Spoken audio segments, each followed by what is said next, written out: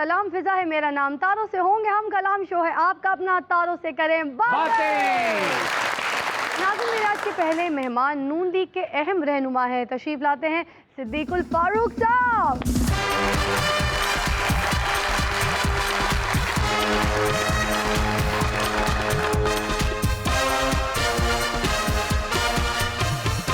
मेरी बात सुने, आप अपनी शादी पे शादी की फोटो नहीं बनवा रहे, माँ पे भी खड़े हो सकते थे।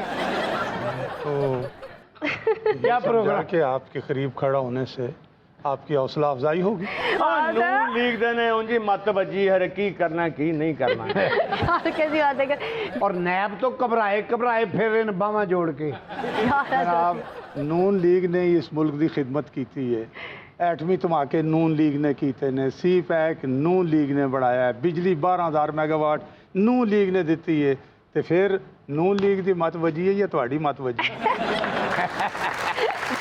अरे हमारे लिए बड़ी ऑनर की बात है आज आप हमारे शो पर आए। आइए जी, बहुत सारी तालियों में तशरीफ रखेंगे। नाज़रीन, मेरी आज की अगली मेहमान एक खूबरू एक्ट्रेस और मॉडल है, तशरीफ लाती हैं आमना करीम।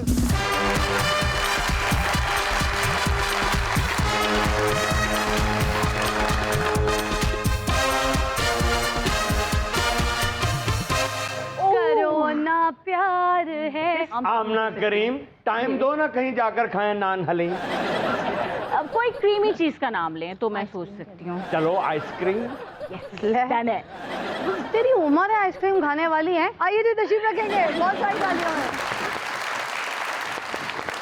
सिद्दीक साहब, आप तो नून लीग के फ्रंट लाइन के सिपाही थे, आजकल कहाँ गायब है, नजर ही नहीं आ रहे, खैर तो है? हाँ, जरा छोटे छोटे महाजों पे लड़ाई कर रहा हूँ। ऐसे कौन से छोटे महाज है जो हमें नहीं समझ आ रहे, हमें नहीं दिखाई दे रहे? आपकी नजर शायद बड़े महाजों पर है। सदीकुल फारूक साहब, तुसी छोटे महाज दे आदमी नहीं, तुसी सारी जिंदगी बड़े महाज से लड़े हो, खुल के सामने आओ, रेत सिर ना दबाओ।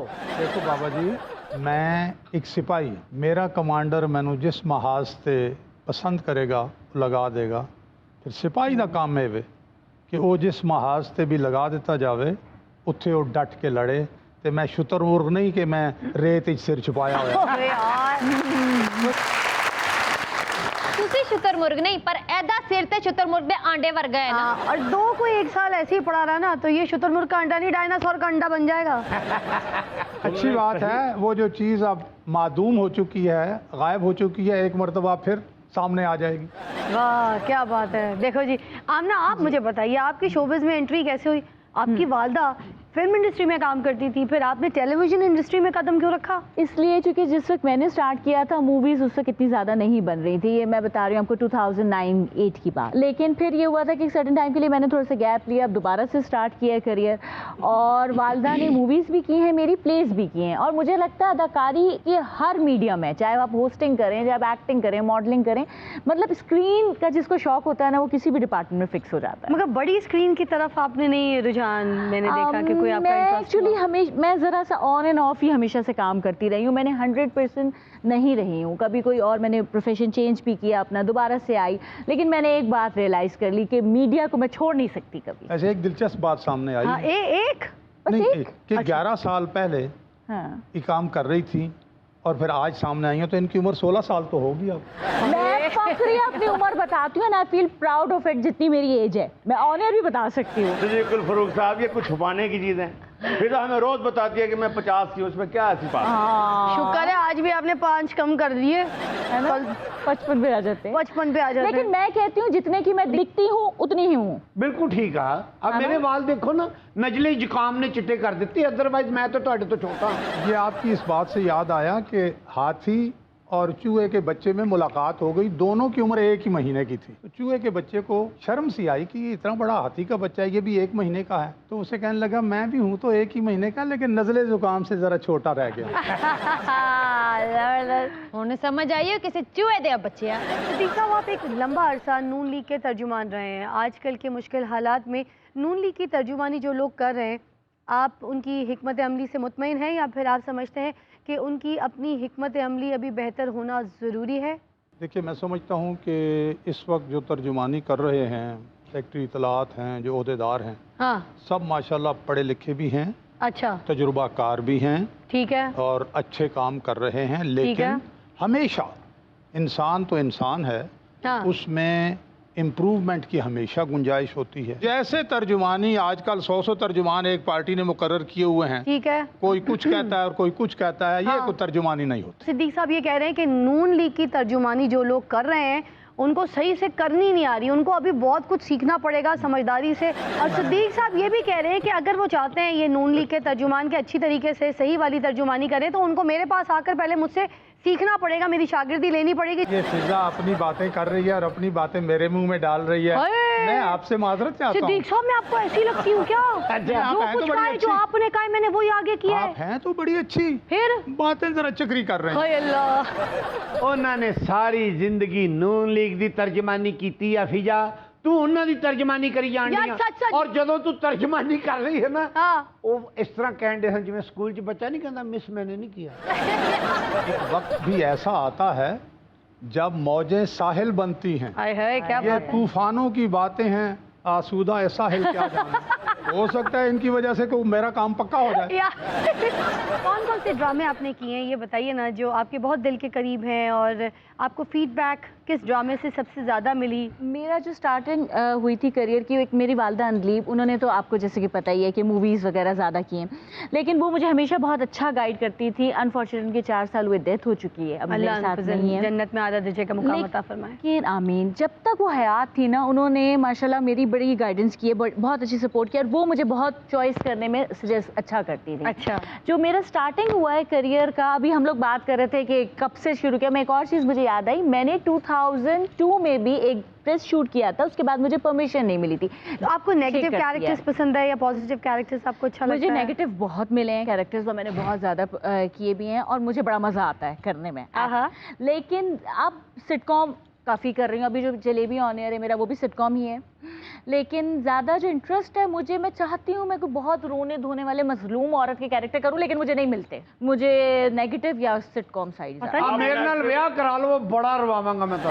क्यों? मुझे टीवी पर रोना है, असली में नहीं रोना। असली में तो मैं रुलाती हूँ लोगों को। आप नेगेटिव रोल करती हैं, फिजा असली जिंदगी में नेगेटिव है। यार नहीं, है बहुत प्यारी बंदी है, ऐसा नहीं बोले। मेरे कौन से एक्सरे नेगेटिव निकले, मेरे कौन से ब्लड टेस्ट नेगेटिव निकले जिनको मुझे नेगेटिव करार कर दिया बाबा तूने?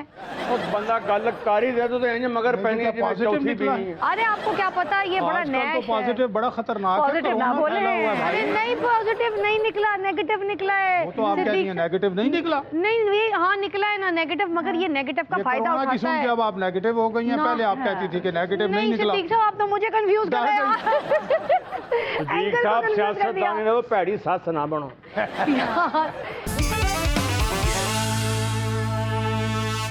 वेलकम बैक, यू वाचिंग तारों से करे बातें। आप ये बताइए कि नवाज शरीफ साहब के मौजूदा बयानिए के साथ आप खड़े हैं या फिर शहबाज शरीफ साहब के नुक्ता नज़र के आप हामी हैं? शहबाज शरीफ साहब का और नवाज शरीफ साहब का एक ही बयानिया है, और यही बयानिया कायदे आज़म का है कि मुल्क को आइन के मुताबिक चलना चाहिए।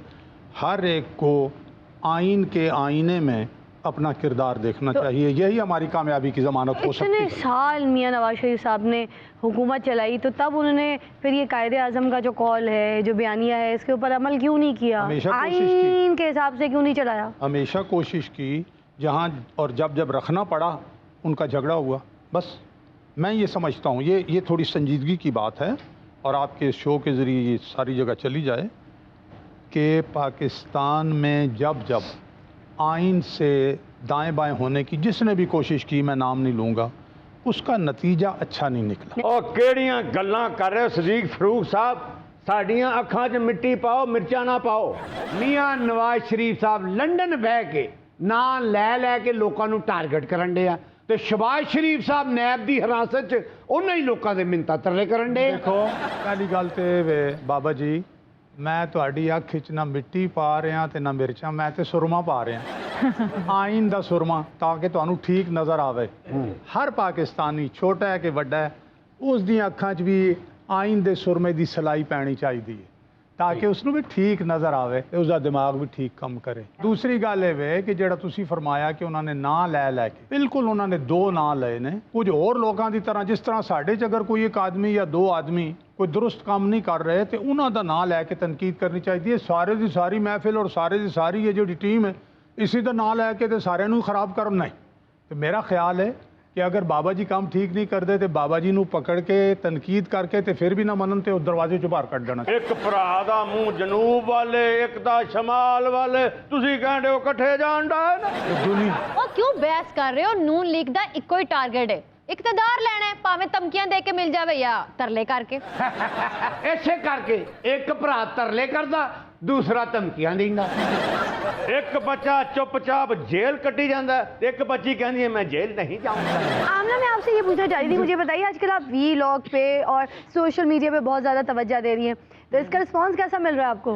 बड़ा ही मज़ा आता है, इंस्टेंट रिस्पांस होता है, लेकिन कुछ बहुत वियर्ड कमेंट्स भी होते हैं, तो प्लीज़ उसका ख्याल रखा करें, क्योंकि मेरे हाथ में फ़ोन होता है और जो भी कोई सिली कमेंट आता है मैं फ़ौरन डिलीट कर देती हूँ। ब्लॉग भी करना पड़ता ब्लॉग भी होगा कर उनको, देती हूँ, हाँ। और कुछ एक एडमिन वगैरह भी रखे हुए हैं, तो वो भी ये काम कर रहे होते हैं, लेकिन वो मुझसे ज़्यादा स्लो हैं, तो मैं खुद ज़्यादा जल्दी तो कर देती हूँ वीलॉग्स क्या होते हैं आपके मोस्टली? वीलॉग्स का जो बेसिकली मुझे लगता है कि जब भी आप ट्रैवल करते हो, एक एक्टर की लाइफ हो गई, एक होस्ट की लाइफ हो गई, उसको दुनिया देखना चाहती है, लोगों को जानना होता है कि हम क्या कर रहे हैं, तो जो भी आपकी एक्टिविटी है उसको एक्सप्लोर करें।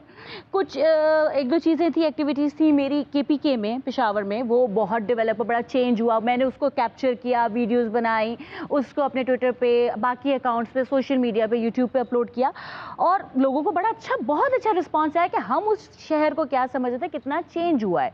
वैसे ही हर शहर का, अब जैसे मैं जब भी लाहौर आती हूँ, मेरा प्लान ये होता है कि अंदरून शहर जाना, जो बेसिक हैं वो दिखाऊं लोगों को, उसकी वीडियोस बनाऊं, क्योंकि हाई फाई रेस्टोरेंट्स तो हम कहीं भी जा सकते हैं, वो तो दुनिया में कहीं, लेकिन जो जिस शहर का एसेंस है उसको दिखाओ, और पीपल लव इट। बहुत सारी ऐसी जगह होती है जो हम कैप्चर करते हैं तो लोगों को इतनी वो अच्छी लग रही होती है, और प्रोफेशनली अब लोग काम कर रहे हैं, लेकिन ऑब्वियसली बात है ये इतना टाइम नहीं मिलता मुझे इस चीज़ पे वर्किंग करने का, ये मैं करती हूँ लेकिन as a part time. Focus मेरा ड्रामा साइड ही है। मगर आपको पता है ये काम वीलॉग वाला जो है ना, नहीं पता कि मैं पेशावर ही का रहने वाला हूँ, और मैं 1 मंथ से मैं ट्रैवलिंग पर हूँ seriously, but Peshawar is my home town, तो मेरा आप पेशावर पहुँचे, हम इंशाल्लाह कहवा पीने आ जाएंगे। बस डन है। वीलॉग आप करती है ना, आप जिस तरह से वीलॉग करती हैं आपका तो पता नहीं, मगर ये हमारा बाबा भी वीलॉग बड़ा ही कोई एक्सीलेंट तरीके से करता है। जगह जगह जाके जो लोकेशंस होती हैं हमारी, लाहौर की हो, चित्राल की हो, सरगोदा की हो, स्कर्दू की हो, हर जगह जाके ना वहाँ पे इसने मार की हुई है जगह, खूबसूरत से खूबसूरत जगहों पे जाके कशकोल लेके मांगना शुरू कर देता है। सिद्दीक साहब, हमने आपको कभी हंसते हुए नहीं देखा, खिलखिलाते हुए। आपकी शख्सियत का कोई हल्का फुल्का पहलू भी है तो हमारे सामने लेकर आइए ना ज़रा। ये जनाब, ये जो आज का प्रोग्राम है ना, इसको खुद जाके देखिए तो फिर देखें कि सिद्दीकुल फारूक हंस मुस्कुरा रहा है या नहीं। हमारे सेट पर आकर तो आप मुस्कुरा रहे हैं, मगर मैंने आपके कई प्रोग्राम्स देखे हैं जिसमें आप काफ़ी संजीदा दिखाई दे रहे होते हैं।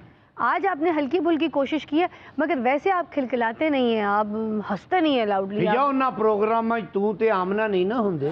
संजीदा माहौल में संजीदगी, और जहाँ हंसी मजाक का खुला माहौल हो वहाँ आप कह के भी लगाते नहीं हैं। तो इससे पहले जिन प्रोग्रामों में आप गए वहाँ पे कहीं फौतगी हुई भी होती कई प्रोग्राम च ये हसदे ने ते कईयां च लोकी इन्हां ते हसदे ने। है। क्यों आप लड़ाइयाँ क्यों करते हैं एंकर्स के साथ जाके, ये तो बताइए मुझे, क्या हो जाता है? या तू नवाज शरीफ साहब दियां बुराइयां कर, सदीक साहब तेरे नाल भी लड़ पैणगे।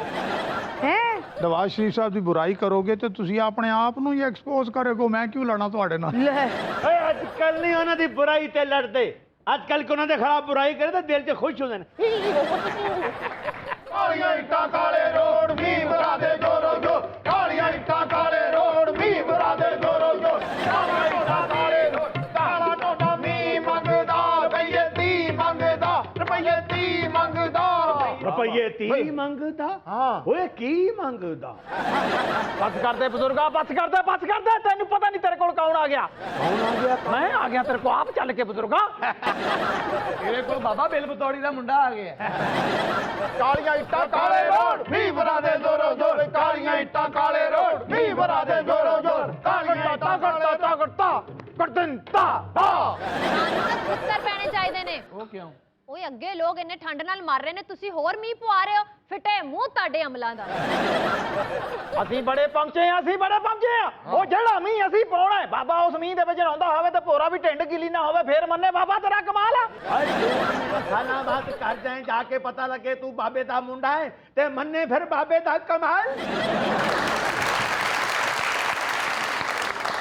बाबा कोई ऐसा अमल कर मेरा बच्चा काम से जान लग पर। ਆਹਾ ਬਾਬਾ ਬਾਬਾ ਬਾਬਾ, ਜਿਹੜੀ ਔਰਤ ਕਹਿੰਦੀ ਹੈ ਮੇਰਾ ਬੱਚਾ ਕੰਮ ਤੇ ਨਹੀਂ ਜਾਂਦਾ, ਉਹ 3 ਸਾਲ ਹਜੇ ਹੋਰ ਨਹੀਂ ਕੰਮ ਤੇ ਜਾਣਾ ਕਿਉਂ? ਐਸ ਹਕੂਮਤ 'ਚ ਮੈਂ ਤਾਂ ਨਹੀਂ ਦੇਖਦਾ ਕਿਸੇ ਨੂੰ ਕੰਮ ਤੇ ਜਾਂਦਾ क्योंकि इस हुकूमत ने ना आप कोई काम करना है ना किसी का कोई काम चलन देना है 3 ਸਾਲ ਲੋਕਾਂ ਨੇ ਇੰਨੇ ਵਿਹਲੇ ਫਿਰ ਲੈਣਾ ਇੰਨੇ ਵਿਹਲੇ ਫਿਰਨਾ ਜਿੰਨਾ ਪਨਾਹ ਖਾਵਾਂ ਬਣੀਆਂ ਉਹਨਾਂ ਦੇ ਨਾਲ ਵਿਹਲੇ ਰਹਿਣ ਦੇ ਦਫ਼ਤਰ ਬਣ ਜਾਣੇ ਆ ਉੱਥੇ ਲੋਕਾਂ ਨੇ ਇਕੱਠੇ ਹੋ ਕੇ ਵਿਹਲੇ ਰਹਿਣ ਦੇ ਤਰੀਕੇ ਪੁੱਛਿਆ ਕਰਨੇ ਆ ਜਿਹੜੇ ਕੰਮ ਕਰਦੇ ਨੇ ਉਹ ਵੀ ਵਿਹਲੇ ਹੋ ਜਾਣੇ ਨੇ ਇੰਨੇ ਵਿਹਲੇ ਹੋ ਜਾਣੇ ਕਿ ਕਿਹੜੇ ਮੂੰਹ ਨਾਲ ਕਿਸੇ ਨੂੰ ਕਹਿਣਗੇ ਵੀ ਤੂੰ ਕੰਮ ਤੇ ਕਿਉਂ ਨਹੀਂ ਜਾਂਦਾ ये तो कहेंगे मुंडा तो बेला है ब्याह कर दो शादी कामयाब रहेगी ਆਹਾ ਬਾਬਾ ਉਹ ਤੂੰ ਚਾਹੁੰਦਾ ਤੇਰੇ ਵਾਲ ਹਰੇ ਭਰੇ ਹੋ ਜਾਣੇ ਇੰਨੇ ਵਾਲ ਤੇਰੇ ਉੱਡਣ ਕੇ ਨਾਲ ਦੇ ਆਣ ਕੇ ਤੇਰਾ ਦਰਵਾਜ਼ਾ ਖੜਕਾ ਕੇ ਕਹਿਣ ਬਾਬਾ ਤੇਰੇ ਵਾਲ ਉੱਡਣ ਡਾਇਆ हाँ जी मैं चाहना मेरे वाल जड़े कन्ना तो बाहर जन बच्चे आके कहन तेरे वाल बाबा सारिया मावां दी अखां च पैर ने ਤੂੰ ਚਾਹੁੰਦਾ ਇਹ ਸਾਰਾ ਕੁਝ ਹੋ ਜਵੇ हाँ जी ਉਹਦੇ ਵਾਸਤੇ ਤੈਨੂੰ ਪਿਸ਼ੌਰੀ ਚੱਪਲਾਂ ਦੀਆਂ ਵਧਰਾ ਲਾਉਣੀਆਂ ਪੈਣੀਆਂ 4 ਸਾਲ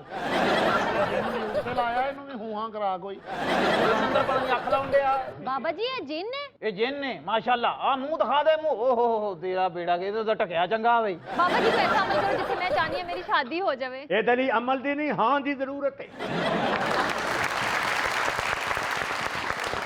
ਜੇ ਤੂੰ ਚਾਹੁੰਦੀ ਹੈ ਤੇਰੇ ਪਸੰਦ ਦੀ ਤੇਰੀ ਸ਼ਾਦੀ ਹੋਵੇ ਹਾਂਜੀ ਹਾਂਜੀ ਤੇ ਰਾਤ ਨੂੰ 2 ਘੰਟੇ ਬਾਬੇ ਹੁਣਾਂ ਨੂੰ ਵੀਡੀਓ ਕਾਲ ਕਰਨੀ ਹੈ ਹੈਂ? ਕੁੜੀ ਵਿਆਹ ਕਰਨਾ ਚਾਹੁੰਦੀ ਹੈ ਘਰੋਂ ਨਸਣਾ ਨਹੀਂ ਚਾਹੁੰਦੀ ਆਹਾ ਬੱਚੀਏ ਕੋ ਮੁੰਡਾ ਨਜ਼ਰ 'ਚ ਹੈ ਤੇਰੇ ਹਾਂਜੀ ਉਸ ਮੁੰਡੇ ਨੂੰ ਬਲਾਕ ਕਰ ਦੇ ਤੇ ਸਵੇਰੇ ਉੱਠਦੇ ਸਾਰੀ ਬਾਬੇ ਨਾਲ ਘੰਟਾ ਗੱਲ ਕਰਿਆ ਕਰ ਉਹ ਬਾਰ-ਬਾਰ ਤੇਰੇ ਨਾਲ ਗੱਲ ਕਰਾਂ ਤੈਨੂੰ ਦੰਦਲ ਪੈਂਦੀ ਹੈ ਤੂੰ ਚਾਹੁੰਦੀ ਹੈ ਕਿ ਤੇਰੀ ਉਸ ਮੁੰਡੇ ਨਾਲ ਸ਼ਾਦੀ ਹੋਵੇ ਹਾਂਜੀ ਹਾਂਜੀ ਉਹਨੂੰ ਸਾਰਿਆਂ ਤੋਂ ਪਹਿਲੇ ਤੂੰ ਆਪਣੇ ਫੋਨ ਤੋਂ ਬਲਾਕ ਕਰ ਦੇ ਅੱਛਾ। ਉਹਦਾ ਨੰਬਰ ਡਿਲੀਟ ਕਰ ਦੇ ਉਸ ਮੁੰਡੇ ਦੀਆਂ ਮੰਗਣੀ ਦੀਆਂ ਚੀਜ਼ਾਂ ਲੁਟਾ ਦੇ ਉਹਨੂੰ ਤੇ ਉਹਨੂੰ ਰਿਸ਼ਤੇ ਤੋਂ ਇਨਕਾਰ ਕਰ ਦੇ ਤੇ ਇਸ ਤਰ੍ਹਾਂ ਮੇਰਾ ਵਿਆਹ ਹੋ ਜਾਏਗਾ ਉਹਦੇ ਨਾਲ ਇਸ ਤਰ੍ਹਾਂ ਉਹਦੇ ਨਾਲ ਹੋਵੇ ਨਾ ਹੋਵੇ ਤੇਰਾ ਬਾਬਿਆਂ ਨਾਲ ਜ਼ਰੂਰ ਹੋ ਜਾਏਗਾ ਤੇ ਬਾਬਾ ਜੀ ਮਮੀ ਕੁਆਰਾ ਵਾ ਮੈਂ ਕੋ ਕਾਫ ਤੋਂ ਆਇਆ ਕਦ ਲਈ ਆਇਆ ਤੁਹਾਡੇ ਨਾਲ ਓਏ ਤੁਹਾਡੇ ਤੇ ਪਰਚਾ ਹੋ ਜਾਣਾ ਜੇ ਕਿਉਂ ਤੁਸੀਂ ਨਜਾਇਜ਼ ਅਸਲਾ ਲੈ ਕੇ ਫਿਰਨ ਡਏ ਹੋ ਇਹਨੂੰ ਕੁਛ ਨਾ ਕਹਿਣਾ ਇਹ ਬਾਬਿਆਂ ਦਾ ਮੌਕਲ ਹੈ ਅਗਰ ਬਾਬਿਆਂ ਦੇ ਕੋਲ ਜਿੰਨ ਨਾ ਹੋਵੇ ਤੇ ਬਾਬੇ ਦੇ ਡੇਰੇ ਤੇ 6-6 ਕਿਲੋ ਕੂੜਾ ਇਕੱਠਾ ਹੋ ਜਾਂਦਾ ਹੈ ਇੱਥੇ ਸਾਡਾ ਉਹ ਜਿੰਨ ਹੋਇਆ ਹੈ ਆ ਜਿਹੜੇ ਨੇਰੀ 'ਚ ਛਾਪਰ ਉੱਡਦੇ ਨੇ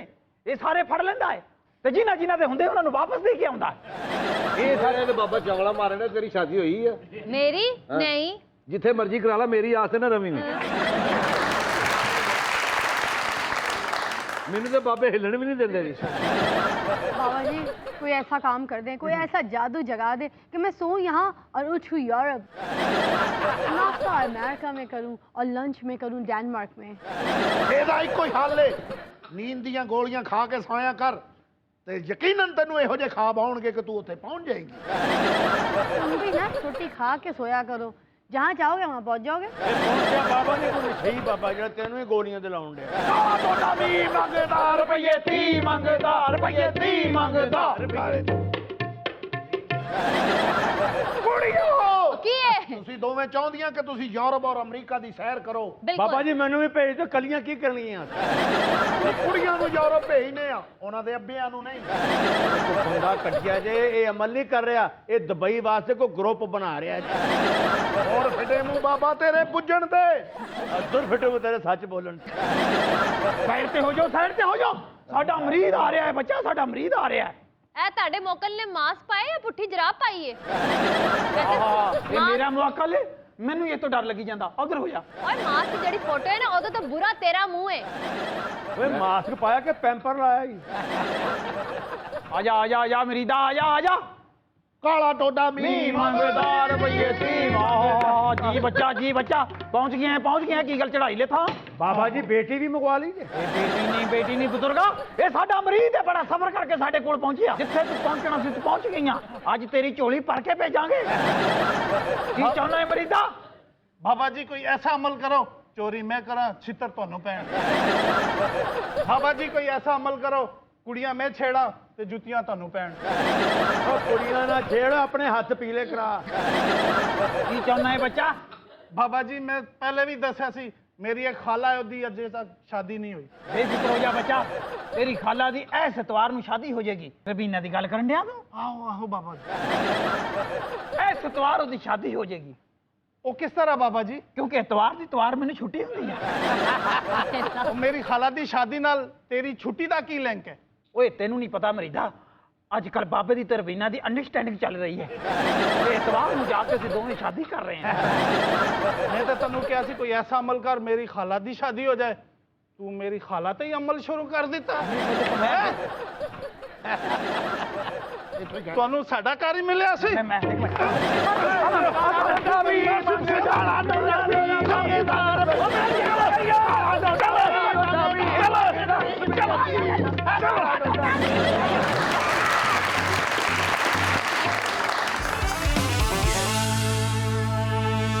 वेलकम बैक, यू वाचिंग तारों से करें बातें। फर्ज करें अगर मुस्लिम लीग की सदारत के लिए इंतखाब हो तो आप वोट किसको डालेंगे? मेरे पास कुछ ऑप्शंस हैं, मरियम नवाज साहिबा, हमजा शहबाज साहब और शाहिद खाकान अब्बासी। मैं मरियम नवाज। यहाँ मैंने पता लगा लिया है कि सिद्दीक साहब जो है मुस्लिम लीग नून के किस ग्रुप के साथ पार्टी बना के बैठे हैं। और मेरी बात ये आज लिख लें कि ये मरियम बाजी ग्रुप से ही है। ਮੈਨੂੰ ਵੀ ਸ਼ੱਕ ਪੈ ਗਿਆ ਸੀ ਜਿੰਨੇ ਵੇਲੇ ਫਿਰੰਡਨ ਇਹ ਮਰੀਮ ਨਵਾਜ਼ ਗਰੁੱਪ ਦੇ नहीं ऐसा नहीं है, मरियम बहुत स्टाइलिश बनती हैं। मैं अगर किसी को आइडियल करती हूँ ना स्टाइलिंग और ड्रेसिंग में, वो बनती है। ਇਹ ਸਦੀਕ ਸਾਹਿਬ ਭਲਾ ਮਰੀਮ ਬਾਜੀ ਦੇ ਗਰੁੱਪ 'ਚ ਕਿਉਂ ਗਏ ਨੇ? ਕਿਉਂ? ਇਹ ਜਿਹੜੇ 4 ਸਾਲ ਇਹਨਾਂ ਨੇ ਖਾਦਮੇ ਆਲਾ ਨਾਲ ਲਾਏ ਨੇ ਨਾ, ਉਹਦੇ ਵਿੱਚ ਕੋਈ ਮਸਲਾ ਹੋਇਆ ਹੈ। ਪਿਛਲੇ 50 ਸਾਲਾਂ 'ਚ ਪੰਜਾਬ 'ਚ ਵਜ਼ਾਰਤ ਜੋ नहीं मिली। देखें हमजा शहबाज साहब, ये आपको मैसेज है। सिद्दीक साहब यहाँ पर बैठ के आपके खिलाफ बात करें कि भाई जेलें आप काट रहे हैं। हमजा साहब देखें कितनी एफर्ट है, कितनी तकलीफ़ें हैं, और शाहिद खाकान अब्बासी ने कितनी कुर्बानियाँ दी हैं पार्टी के लिए। उसके बावजूद इन कुर्बानियों को, इन तकलीफ़ों को आपने बिल्कुल नज़रअंदाज कर दिया। उन्होंने कहा मैं इस पार्टी की अगर प्रेसिडेंट किसी को देखना चाहता हूँ तो वो सिर्फ मरियम बीबी जी हैं, उसके अलावा मैं किसी को नहीं देखना चाहता इस पार्टी में। बस ख़त्म बात। एक खूबसूरत मॉडरेटर चाहे वो फिजा जैसी क्यों ना हो, इसकी ये साजिश नहीं चलेगी। सपोज आप एक फिल्म प्रोड्यूस कर रही हैं, उसकी हीरोइन भी आप हैं, तो आप किन कैरेक्टर्स को, किन एक्टर्स को ये वाले रोल्स देंगी? मेरे पास ऑप्शंस में है भाई का रोल, मेरे पास ऑप्शंस है बाप का रोल, बॉयफ्रेंड का रोल और खावंद का रोल। ठीक है, फवाद है यहाँ पर। Fawad Khan boyfriend. Oh my God, Fawad Khan boyfriend का कैरेक्टर ਇਹਨੂੰ ਕਿਉਂ ਅੱਗ ਲੱਗ ਗਈ ਹੈ ਕਹਿੰਦੇ ਹੁਣ नहीं ਉਹ ਫਵਾਦ ਖਾਨ ਨੂੰ ਸ਼ੁਰੂ ਜੀ ਕਹਿੰਦੀ ਹੈ ਬॉयਫ੍ਰੈਂਡ, ਹੋ ਸਕਦਾ ਅਖੀਰ ਤੇ ਖਾਵੰਦ ਵਾਸਤੇ ਕਵੇ ਜਵਾਦ ਖਾਨ।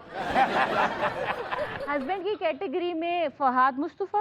ओह हाँ, ये मुझे ऐसा लगता है ये सीधे साधे भी मियाँ मटीरियल लगते हैं। अच्छा, भाई का मोहम्मद राना, ऑब्वियसली मैं उनको मम्मी भाई कहती हूँ। यार वैसे ही। भाई लोग फिल्म क्या कर ली मोहम्मद राना, आपने सब आपको भाई बना लेते हैं अब तो। हाँ लेकिन सुने, अब्बा के लिए हुमायूं से। बस बेटा, आगे जो 11 साल तुमने काम किया, फिर तुमने जो गैप लिया, उसके बाद तुम वापस आई हो, अब तुम्हारा कक कुछ इंडस्ट्री में नहीं बनने वाला।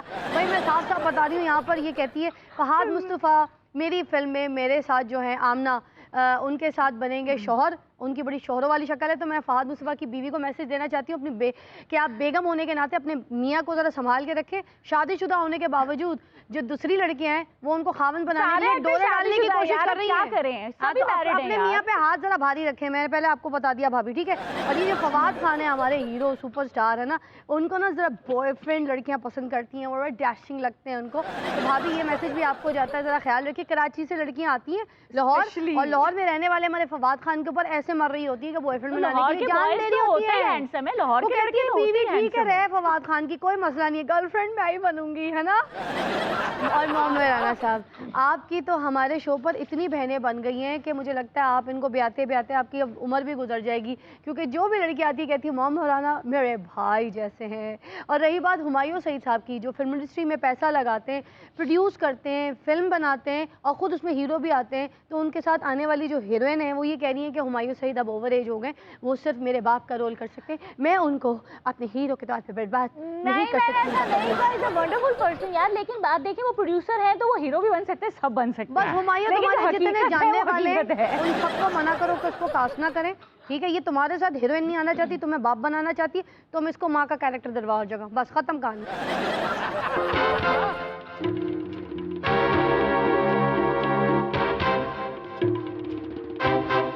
ਓਏ ਵੇਖਿਆ ਹੀ ਸਦੀਕ ਸਾਹਿਬ ਆਏ ਨੇ, ਸਾਡੇ ਪੁਰਾਣੇ ਵਰਕਰ ਨੇ।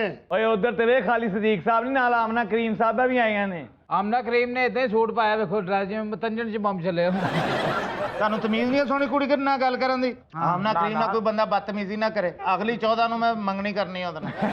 ਅਗਲੀ ਬਾਬਾ ਇੱਕ ਵਿਆਹ ਤੇ ਗਿਆ, ਅੱਛਾ ਰੋਟੀ ਵਲੀਮੇ ਦੀ ਖਾ ਕੇ ਤੇ ਨਿਕਲ ਰਿਹਾ। ਅੱਛਾ। ਉਹ ਜਿਹੜਾ ਸਲਾਮੀਆਂ ਨਹੀਂ ਲੈਂਦਾ, ਉਹ ਕਹਿੰਦਾ ਸਲਾਮੀ, ਕਹਿੰਦਾ ਮੇਰਾ ਉਧਾਰ ਚੱਲ ਰਿਹਾ।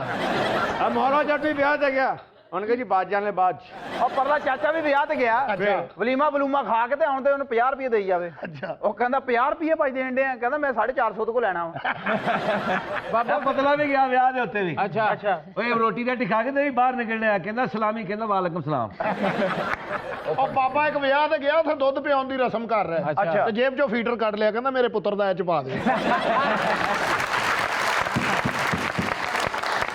ਇਹ ਮੈਂ ਕਿਹਾ ਅਰਤਗੁਲ ਸਾਹਿਬ ਇਹਨੂੰ ਲਿਆਕੂ ਬੱਟ ਨੂੰ ਨਾਲ ਕਿਉਂ ਲੈ ਕੇ ਫਿਰਦੇ ਹੋ ਹਰ ਬੰਦਾ ਆਪਣੇ ਕਾਰੋਬਾਰ ਦੇ ਹਿਸਾਬ ਨਾਲ ਚੀਜ਼ ਨਾਲ ਲੈ ਕੇ ਜਾਂਦਾ ਡਾਕਟਰ ਘਰੋਂ ਸਟੈਥੋਸਕੋਪ ਨਾਲ ਲੈ ਕੇ ਨਿਕਲਦਾ ਹੈ ਜਿਹੜਾ ਪੜਿਆ ਲਿਖਿਆ ਬੰਦਾ ਹੁੰਦਾ ਆਪਣਾ ਲੈਪਟਾਪ ਲੈ ਕੇ ਨਿਕਲਦਾ ਹੈ ਮਦਾਰੀ ਵਾਲਾ ਆਪਣੇ ਨਾਲ ਬਾਂਦਰ ਲੈ ਕੇ ਨਿਕਲਦਾ ਹੈ ਇੰਜ ਮੈਂ ਇਹਨੂੰ ਨਾਲ ਲੈ ਕੇ ਨਿਕਲਦਾ ਤੁਸੀਂ ਫਿਰ ਕੂੜੇ ਵਾਲੇ ਹੋਏ ਅਸੀਂ ਕੂੜੇ ਵਾਲੇ ਨਹੀਂ ਅਸੀਂ ਸ਼ੁਗਲ ਮੇਲੇ ਵਾਲੇ ਆ ਇਹਨੂੰ ਜਿੱਥੇ ਮਰਜ਼ੀ ਜੁਗਤਾਂ ਕਰਕੇ ਰੌਣਕ ਲਾ ਲਓ ਇਹ ਅਰਤਗੁਲ ਨਿਆਜ਼ੀ ਨੇ ਲਿਆਕੂ ਬੱਟ ਪਤਾ ਕਿਉਂ ਨਾਂ ਰੱਖਿਆ ਆ ਰਾਵੀ ਤੇ ਜਿਹੜਾ ਵੀ ਕੋਈ ਸਦਕਾ ਸੁੱਟਦਾ ਨਾ ਆ ਤੀਰ ਦੇ ਨਾਲ ਇੰਜ ਫੜ ਕੇ ਲਿਆ ਕੇ ਦੇ ਇਹੋ ਜਿਹਾ ਬਾਬਾ ਜਲਦੀ ਜਲਦੀ ਗੱਲਾਂ ਕਿਉਂ ਕਰ ਰਿਹਾ ਹੁੰਦਾ ਕਿ ਟੋਟਲ 4-5 ਹੀ ਰਹਿੰਦੀਆਂ ਮਰਨ ਤੋਂ ਪਹਿਲੇ ਮੁਕਾਮਾਂ ਤੇ ਜਾਵਾਂ ਇਹੋ ਜਿਹਾ ਬਾਬਾ ਕੱਲਾ ਬਹਿ ਕੇ ਸੋਚਣ ਡਿਆ ਹੁੰਦਾ ਜਿੰਨੀ ਮੇਰੀ ਜ਼ਿੰਦਗੀ ਰਹਿ ਗਈ ਉਤੋਂ ਤੇ ਮੈਂ ਕਿਤੇ ਜ਼ਿਆਦਾ ਬੋਲ ਗਿਆ ਉਹ ਬੰਦਾ ਘਰ ਜਾਵੇ ਘਰ ਤੇ ਪੁੱਛਦੇ ਨਾ ਖੈਰ ਖਰੀਅਤ ਨਾਲ ਦਿਨ ਗੁਜ਼ਰੀ ਹੈ ਅਰਤਗੁਲ ਜਦੋਂ ਘਰ ਜਾਵੇ ਤੇ ਘਰ ਤੇ ਪੁੱਛਦੇ ਨੇ ਉਹ ਸਾਰਾ ਦਿਨ ਜ਼ਲੀਲ ਹੀ ਹੁੰਦਾ ਨਾ ਕਿਤੇ ਇੱਜ਼ਤ ਵੀ ਹੋਈ ਹੂ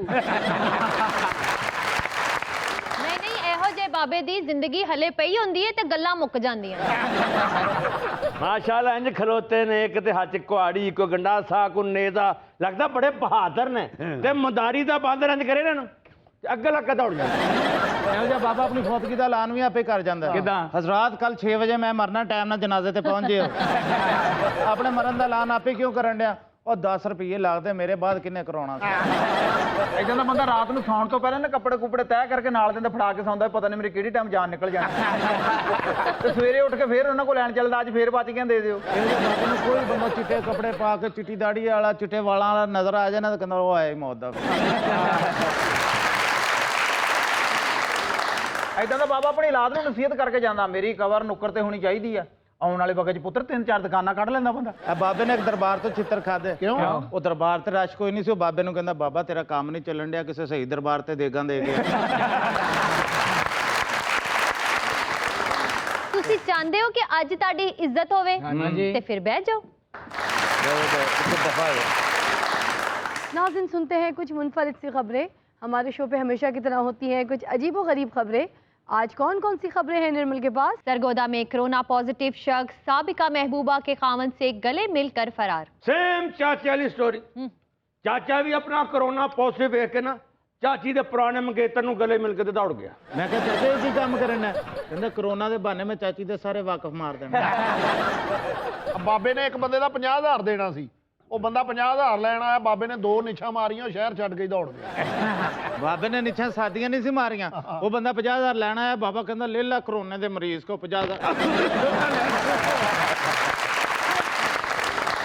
ਇਹ ਮੌਲਾ ਜੱਟ ਇੱਕ ਵਿਆਹ ਤੇ ਗਿਆ ਓਏ ਹੋਏ ਰਸ਼ ਜਦੋਂ ਰੋਟੀ ਖੁੱਲੀ ਇਹ ਆਪਣੇ ਨਾਲ ਦੇ ਨੂੰ ਕਹਿੰਦਾ ਹੁਣੀ ਰੋਟੀ ਖਾਈਏ ਸਾਰੇ ਦੌੜ ਜਨ ਮੰਨੇ ਉਹਨੇ ਕਿਹਾ ਮੰਨੇ ਕਹਿੰਦਾ ਓਏ ਹਟ ਜਾਓ ਪਿੱਛੇ ਮੈਨੂੰ ਕਰੋਨਾ ਜੇ ਚਾਚੇ ਨੇ ਅਗਰ ਟ੍ਰੇਨ 'ਚ ਕੀਤੀ ਸੀ ਇਹਨੂੰ ਸੀਟ ਕੋਈ ਨਾ ਮਿਲੀ ਕਹਿੰਦਾ ਬਵੋ ਤੁਹਾਨੂੰ ਇਹ ਪਤਾ ਨਹੀਂ ਇਹ ਕਰੋਨਾ ਦਾ ਮਰੀਜ਼ ਤੁਹਾਡੇ ਵਿਚਕਾਰ ਖੜਾ ਹੈ ਲੋਕੀ ਸਾਰੇ ਉਤਰ ਗਏ ਇਹ ਬਰਥ ਤੇ ਚੜ ਕੇ ਸੌਂ ਗਿਆ 10 ਘੰਟਿਆਂ ਬਾਅਦ ਜਾ ਕੇ ਖੁੱਲੀ ਕਹਿੰਦਾ ਕਰਾਚੀ ਆ ਗਿਆ ਉਹਨਾਂ ਕਹਿੰਦਾ ਨਹੀਂ ਜੀ ਇਹਦੇ 'ਚ ਕਰੋਨਾ ਦਾ ਮਰੀਜ਼ ਸੀ ਇਹ ਡੱਬਾ ਇੱਥੇ ਹੀ ਛੱਡ ਗਿਆ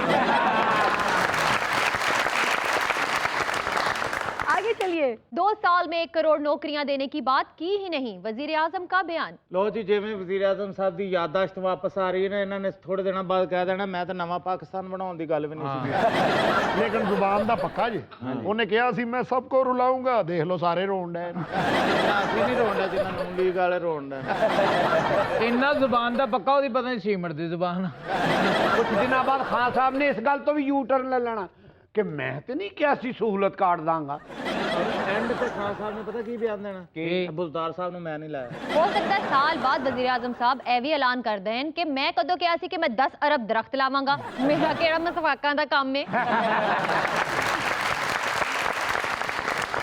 ਹੋਰ 2 ਸਾਲ ਬਾਅਦ ਮੈਨੂੰ ਲੱਗਦਾ ਵਜ਼ੀਰ ਆਜ਼ਮ ਨੇ ਕਹਿਣਾ ਮੈਂ ਕਦੀ ਵਜ਼ੀਰ ਆਜ਼ਮ ਹੀ ਨਹੀਂ ਸੀ ਰਿਹਾ ਹੋ ਸਕਦਾ 3 ਸਾਲਾਂ ਬਾਅਦ ਕਹਿਣਾ ਮੈਂ ਤਾਂ ਕ੍ਰਿਕਟ ਦਾ ਪਲੇਅਰ ਹੀ ਨਹੀਂ ਮੈਂ ਤਾਂ ਕੌਡੀ ਖੇਲਦਾ ਹੋ ਸਕਦਾ 2 ਸਾਲਾਂ ਬਾਅਦ ਬਣੀ ਗੱਲ ਹੀ ਵੇਖ ਕੇ ਕਹਿ ਦੇਣਾ ਐਡਾ ਵੱਡਾ ਮਕਾਨ ਕਿੰਨੇ ਬਣਾਇਆ ਹੈ ਹੋ ਸਕਦਾ ਇਸ ਪ੍ਰੋਗਰਾਮ ਤੋਂ ਬਾਅਦ ਸਾਨੂੰ ਫੜਵਾ ਦੇਵੇ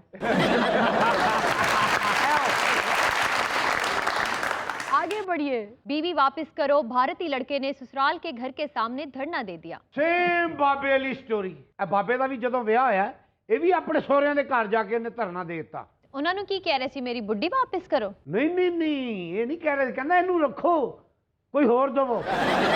ਇਹਨਾਂ ਫਿਰ 2-3 ਵਾਰੀ ਦਿੱਤੀਆਂ, ਮੈਨੂੰ ਇੱਕ ਹੀ ਪਸੰਦ। ਬਾਬੇ ਦਾ ਵਿਆਹ ਹੈ, ਹਾਂਜੀ, ਰੁਖਸਤੀ ਵੀ ਹੋ ਗਈ। ਇਹਨੇ ਆਪਣੇ ਸਹੁਰਿਆਂ ਦੇ ਬੂਹੇ ਅੱਗੇ ਧਰਨਾ ਦੇ ਦਿੱਤਾ।